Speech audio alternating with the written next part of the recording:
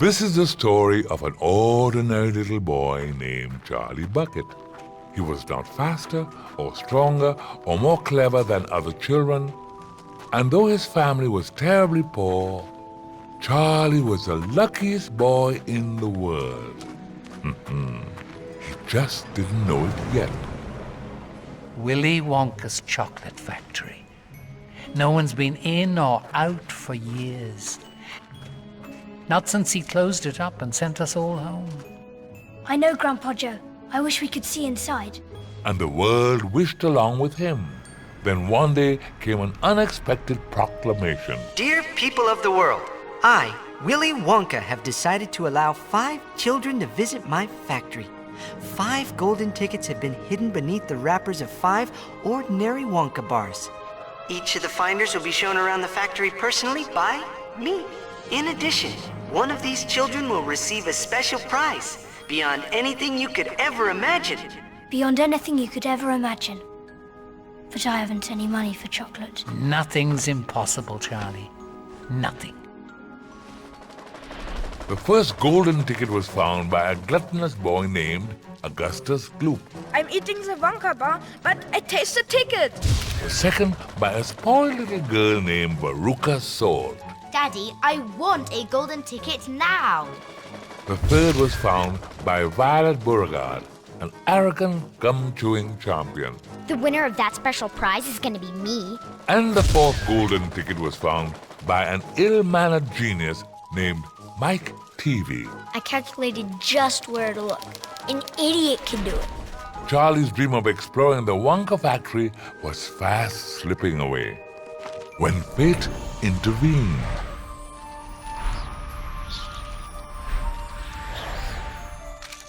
$10. Nothing's impossible, Charlie.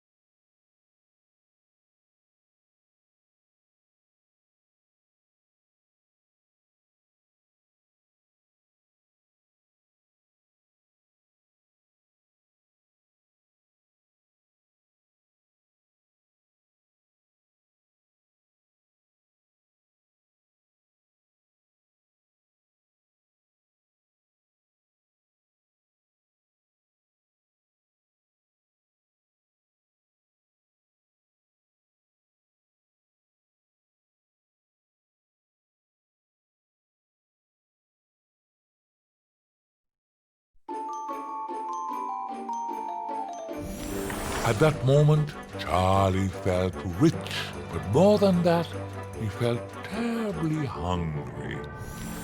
$10 was enough to feed his entire family for a week.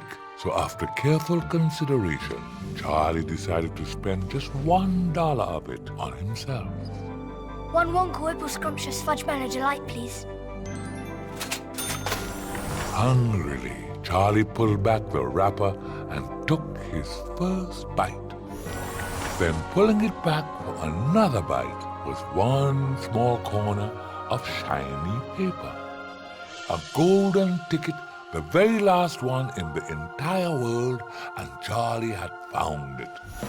Greetings to you. To you, the lucky finder of this golden ticket from Mr. Willy Wonka. Charlie carried the ticket home to show his family as quick as his little legs could carry him.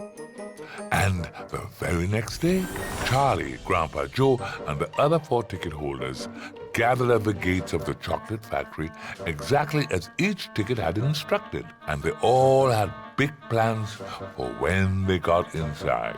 I'm keeping my eyes on the prize. I will devour every one of the chocolates and candies and things of this nature. I'm going to look for things I want my daddy to get me. I'm gonna be bored.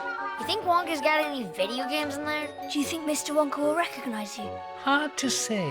It's been years since I worked for him. And exactly at the appointed time, the factory gate, closed for so long, finally opened.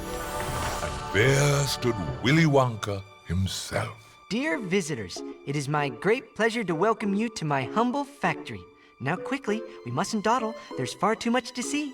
With little time and lots to see, the tour began. And they were whisked away to the very heart of the Wonka factory. The chocolate room. It's beautiful. What's more, it's all edible. And it was, for every single thing around them was made of candy, even down to the green grass on the banks of his chocolate river.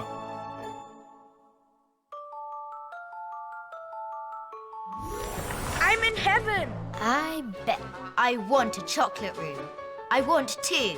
The last one to the riverbank's a rotten egg. Every drop of that river is hot melted chocolate of the finest quality. Waterfall is most important. No other factory in the world mixes its chocolate by waterfall. When Augustus Gloop heard that, he was determined to drink his fill. Just 1 zip? No, 2 zips. But even that proved too little for Augustus. Please, boy, please. My chocolate must be untouched by human hands. Leaning out to guzzle the chocolate, the gluttonous boy lost his balance and fell right in. Ah! And in moments, he was drawn into an enormous chocolate pipe where he stuck fast. Help me! I'm stuck. It's not big enough. I'll say. Not much of a swimmer, was he? Someone should do something. We must continue. There's so much to see in too little time. But you can't leave him there. Eventually he'll come out. The pressure will get to him, you know. And yet, If Augustus were freed earlier, the river could be cleaned quicker, and production would continue sooner. And since the other children had not shown an interest in helping Augustus, Wonka left the task to Charlie. be about your work then and rejoin the tour when you can. I'll be able to check back with you at a moment's notice though, so don't be surprised to see me. Charlie agreed to stay behind. But as for how to get Augustus Gloop unstuck from the pipe, Charlie was about to find he would have more help than expected.